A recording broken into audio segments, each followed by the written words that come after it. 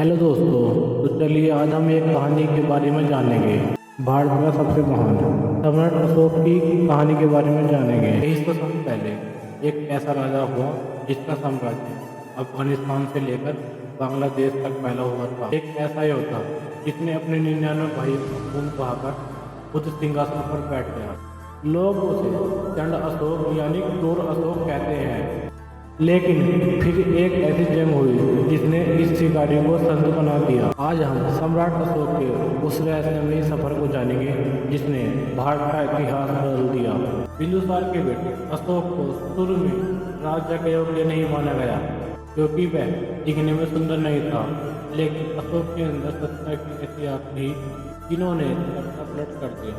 कहा जाता है कि उन्होंने अपने पिता की इच्छा के विरुद्ध जाकर मगध की गद्दी पर बैठ गए। क्या आप जानते हैं अशोक ने एक नर्क बनाया था। यह एक ऐसी जेल थी जहां कैदियों को भयानक से भयानक सजा दी जाती थी। उस समय अशोक का सिर्फ एक ही मकसद था, पूरे जम्बूद्वीप पर अपना झंडा फहरा। 661 ईसा पूर्व अशोक अपनी विशाल सेना लेकर कलिंग राज्य की ओर बढ़ने लगे। एक विशाल युद्ध हुआ। यह युद्ध इतना भयानक था, दया नदी का पानी खून से लाल हो गया।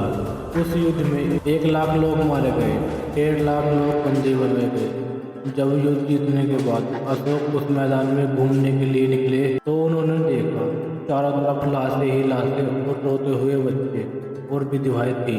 एक पल ने इतिहास के सबसे क्रूर राजा की आत्मा को हिलाकर रख दिया। उन्होंने अपनी तलवार फेंक दी और कसम खाई, विजय शस्त्रों से नहीं धम से होगी। अशोक अब बदल चुके थे। उन्होंने बौद्ध धर्म अपनाया और अहिंसा का मार्ग चुना। लेकिन इसका मतलब यह नहीं था कि उन्होंने सेना छोड़ दी थी, बल्कि उन्होंने अपने प्रभाव का इस्तेमाल लोगों की सेवा के लिए। उन्होंने पहली बार सड़कें और अस्पतालों का निर्माण करवाया।